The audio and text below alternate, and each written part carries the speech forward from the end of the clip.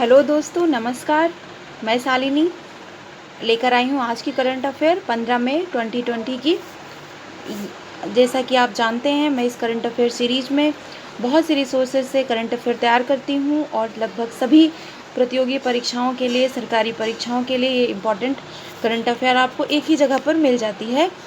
तो प्लीज़ हमारे वीडियो को पूरा देखिए, ध्यान से सुनिए और रिवाइज करिए। और जो भी डाउट्स हैं उन्हें कमेंट्स में पूछिए आप, और सजेशन भी दीजिए। तो आइए स्टार्ट करते हैं आज का करंट अफेयर। दोस्तों, आज है 15 मई और 15 मई को संपूर्ण विश्व में विश्व परिवार दिवस मनाया जाता है। तो आप सभी को सबसे पहले तो वर्ल्ड फैमिली डे की हार्दिक शुभकामनाएं। ये संयुक्त राष्ट्र आम सभा द्वारा 1993 से विश्व परिवार दिवस मनाने की घोषणा की गई। सर्वप्रथम 1994 में प्रथम परिवार दिवस मनाया गया। इसका लक्ष्य था कि परिवार के महत्व को बढ़ाना और परिवारों को आपस में जोड़ना और बिखरने से बचाना। रिपोर्ट्स बताती है कि विश्व में परिवार जो है टूट रहे हैं, एकल परिवारों की संख्या बढ़ रही है। तो इस बार की थीम क्या है? परिवार में विकास, कोपेनहेगन और बीजिंग +25। और कोरोना संकट के दौर में परिवार का महत्व फिर से स्थापित हो चुका है, तो इसलिए विश्व परिवार दिवस का एक अपना महत्व है। वर्ल्ड इकोनॉमिक फोरम के द्वारा प्रस्तुत की गई ग्लोबल एनर्जी ट्रांजिशन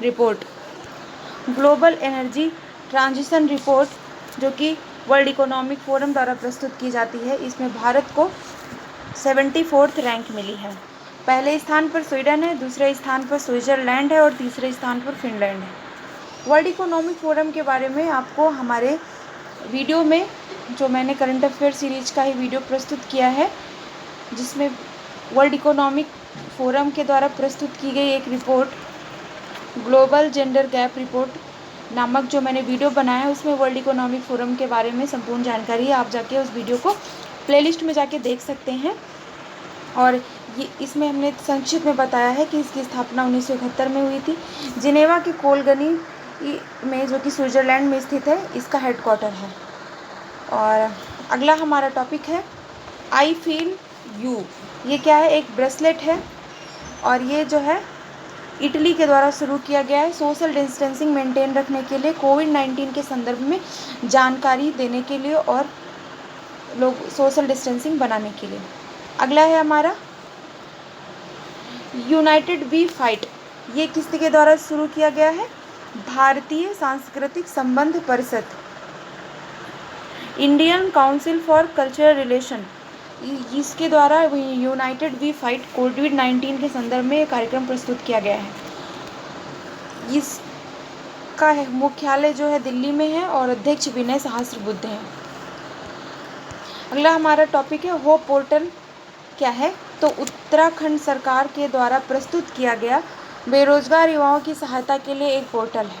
यहाँ पर बेरोजगार युवा अपने संदर्भ में जानकारी दे सकते हैं और रोजगार के संदर्भ में जानकारी प्राप्त कर सकते हैं। इससे उत्तराखंड सरकार के पास वहाँ के बेरोजगारों का एक डेटाबेस तैयार हो सकेगा, जिससे वो आगे की योजनाओं का निर्माण कर सकेंगे। न्यूज़ है कि वी विद्यावती न्यूज़ में किस लिए थी? तो इनको ASI archaeology survey of India, भारतीय पुरातत्व सर्वेक्षण का महानिदेशक DG बनाया गया है। भारतीय पुरातत्व परिषद की स्थापना 1861 में हुई थी और इसका हेडक्वार्टर नई दिल्ली में। नेक्स्ट टॉपिक है मनोज आहूजा। ये किस लिए अभी हाल ही में न्यूज़ में थे? इन्हें CBSE बोर्ड के अध्यक्ष नियुक्त किया गया है, जो कि हमारा एक शिक्षा का बोर्ड है। अगला टॉपिक है अखिल भारतीय फुटबॉल संघ के द्वारा अर्जुन पुरस्कार की घोषणा की गई है। इसके लिए संध्या झिंगन और N बाला देवी को नामांकित किया गया है अर्जुन पुरस्कार के लिए। ये दोनों खिलाड़ी फुटबॉल खिलाड़ी हैं। ये भी आ सकता है क्वेश्चन में कि संध्या झिंगन और N बाला देवी किससे संबंधित है? तो ये फुटबॉल से संबंधित है। हाल ही में इन्हें भारतीय फुटबॉल संघ ने अर्जुन अवार्ड देने के लिए नामांकित किया है। अगला टॉपिक है हमारा स्काई ट्रैक्स अवार्ड। ये अवार्ड सर्वश्रेष्ठ क्षेत्रीय हवाई अड्डे के लिए दिया जाता है। तो बेंगलुरु को ये अवार्ड मिला है। बेंगलुरु हवाई अड्डे को सर्वश्रेष्ठ क्षेत्रीय हवाई अड्डे का स्काई ट्रैक्स अवार्ड दिया गया है।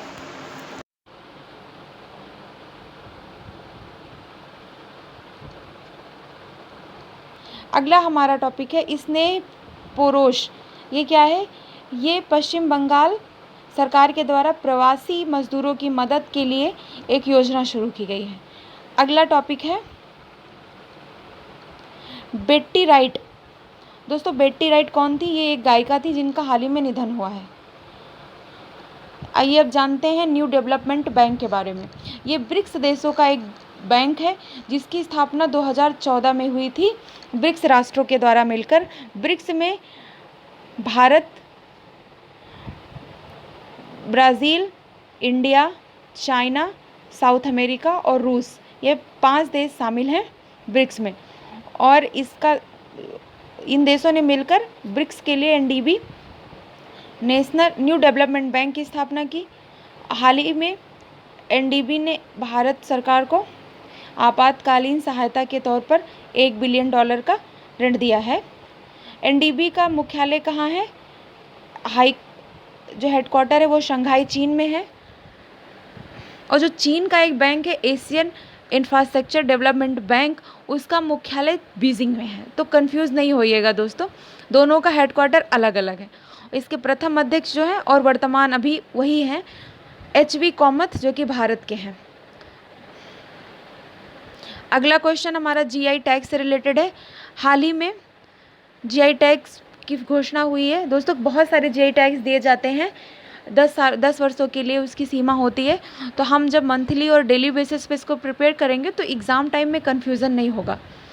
तो हमारा अभी हाल ही में जो है सोहराई खोवर, जो कि झारखंड की पारंपरिक भित्ति चित्रकला म्यूरल आर्ट है, पेंटिंग्स है, इसको जो है जीआई टैग दिया गया है। इसकी इमेज मैं दिखा देती हूँ आपको, जिससे आपको रिवाइज याद रहे। दोस्तों ये है पेंटिंग, सोहराई खोवर की पेंटिंग आपने देखा दोस्तों। और अगला है वहाँ की जनजातियों द्वारा यह निर्मित किया जाता है। अगला है तौलिया रुमाल। दोस्तों तौलिया रुमाल जो है वो सूती कपड़े पर, कॉटन के कपड़े पर जटिल हैंड क्राफ्टिंग होती है और इसमें केवल 3 रंग प्रयोग किए जाते हैं, लाल, काला, सफ़ेद। और ये तेलंगाना का क्राफ्ट है। इसकी भी इमेज आपको दिखा देते हैं। दोस्तों ये है तेलई रुमाल, इसमें सफ़ेद, काला और लाल रंग का ही प्रयोग किया जाता है। दोस्तों ये रुमाल बिल्कुल नहीं है, ये देखिए साड़ी के रूप में भी इसका प्रयोग होता है, सिर्फ इसका नाम ही है तेलई रुमाल। इसके अलावा तंजाउर नेतिवर्स और आरामबाउर वुड कार्विंग्स को भी जीआई टैग मिला है। ये तमिलनाडु का है। तो दोस्तों झारखंड, तेलंगाना और तमिलनाडु के कुछ उत्पादों को जीआई टैग हाल ही में दिया गया है। नेक्स्ट टॉपिक है चैंपियन पोर्टल। ये ministry of small medium enterprises द्वारा शुरू किया गया एक चैंपियन पोर्टल है। ये छोटी इकाइयों को अपने उत्पाद बढ़ाने, सामंजस्य स्थापित करने, इकाइयों के मध्य और शिकायतें सुलझाने के लिए प्रोत्साहित करने के लिए, मदद करने के लिए, आज सुविधाएं देने के लिए शुरू किया गया है एमएसएमई मिनिस्ट्री द्वारा चैंपियन पोर्टल। नेक्स्ट टॉपिक है कि हाल ही में एपीएमसी कानून के द्वारा किस राज्य ने पशुधन को भी एपीएमसी एक्ट में शामिल कर लिया? तो गुजरात सरकार के द्वारा। एपीएमसी एक्ट जो है वो मंडियों को शासित करता है, जिसमें किसान अपने उत्पादों को मंडियों में बेचते हैं और वहाँ पर क्या क्या उसमें बेचा जा सकता है, क्या क्या शुल्क लगता है, वो सब उसके संदर्भ में राज्य सरकारों द्वारा जो है किसानों को अधिक से अधिक लाभ प्राप्त हो, उसके लिए केंद्र सरकार ने हाल ही में अध्यादेश लागू किया था कि राज्य सरकारें एपीएमसी एक्ट में परिवर्तन करें और विभिन्न सुधार करें। तो उसके तहत ही गुजरात सरकार ने पशुधन को भी एपीएमसी एक्ट में शामिल किया है। अगला है इसी एक्ट के तहत ही राजस्थान सरकार ने संशोधन करके 2% कृषि कल्याण शुल्क लगाया है और मंडी के अंदर जब किसान अपना उत्पाद खरीदारों को, जो मंडी में व्यापारी हैं उनको बेचेगा, वहाँ पर नहीं लगेगा। जब मंडी का व्यापारी अन्य उपभोक्ताओं को जो बिक्री करेगा कृषि उत्पाद, तो उस लेन देन में लगेगा। तो इस प्रकार किसानों पर अतिरिक्त भार नहीं आएगा, ये खरीदने बेचने वालों पर आएगा।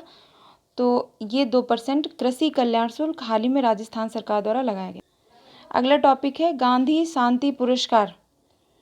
ये जो है पुरस्कार प्रतिवर्ष 1995 से दिया जाता है। हाल ही में कोविड-19 के कारण संस्कृति मंत्रालय ने इसके नामांकन की डेट को आगे बढ़ा दिया है। ये हर साल दिया जाता है और विभिन्न संस्थाओं को, विभिन्न व्यक्तियों को, सबको दिया जाता है, लेकिन जिनकी मृत्यु हो गई उनको नहीं दिया जाता, यानी ये जीवित व्यक्ति को ही दिया जाता है। नेक्स्ट क्वेश्चन है, टॉपिक है भरोसा हेल्पलाइन। दोस्तों, भरोसा हेल्पलाइन जो है वो उड़ीसा के सभी विश्वविद्यालयों के छात्रों के हेतु शुरू की गई है, जो कि कोविड-19 के कारण मानसिक दबाव झेल रहे हैं। और भरोसा हेल्पलाइन अगला है हमारा, जम्मू कश्मीर यूनियन टेरिटरी में 4G इंटरनेट बहाल करने के संदर्भ में याचिका दायर की गई थी, तो उसे सुप्रीम कोर्ट ने रद्द कर दिया है। सुप्रीम कोर्ट ने ऑर्डर दिया है कि इसे बहाल नहीं किया जा सकता अभी। तो जनवरी 2020 में अनुराधा भसीन बनाम भारत संघ मामले में सुप्रीम कोर्ट ने अपना निर्णय दिया था कि अनुच्छेद 19 के तहत इंटरनेट पर विचार अभिव्यक्ति का अधिकार मूल अधिकार है। तो इसलिए ये एक मूल अधिकार तो है, परंतु इस पर जरूरी कारणों से, जैसे राष्ट्रीय सुरक्षा, आंतरिक सुरक्षा आदि के मामलों में इस पर प्रतिबंध लगाया जा सकता है। तो ये न्यूज़ में था। इंटरनेट शटडाउन एक बहुत व्यापक मुद्दा है, इस पर रिपोर्ट भी हाल ही में आई है। तो ये यूपीएससी मेंस के लिए बहुत इंपॉर्टेंट टॉपिक है, तो इस पर हम लोग एक मेंस के क्वेश्चन के हिसाब से डिस्कस करेंगे। हाल ही में दोस्तों विश्व पोषण रिपोर्ट आई है, तो उसके अनुसार भारत 2025 तक विश्व पोषण लक्ष्य, जो कि 2012 में निर्धारित किए गए थे WHO की जो वर्ल्ड हेल्थ असेंबली है उसके द्वारा, और उसने 5 वर्गीकरण किए थे, जैसे कि एनीमिया कम करना, स्टंटिंग, वेस्टिंग, ऐसे ही पोषण मानकों में सुधार करना था बच्चों के लिए, महिलाओं के लिए, इन्फेंट के लिए। तो हाल ही में रिपोर्ट ने बताया है कि भारत नाइजीरिया, इंडोनेशिया के बाद 3rd वर्स्ट कंट्री है, और स्टंटिंग और अंडरवेट, वेस्टेड और एनीमिया सभी मामलों में लगभग भारत अभी पीछे है।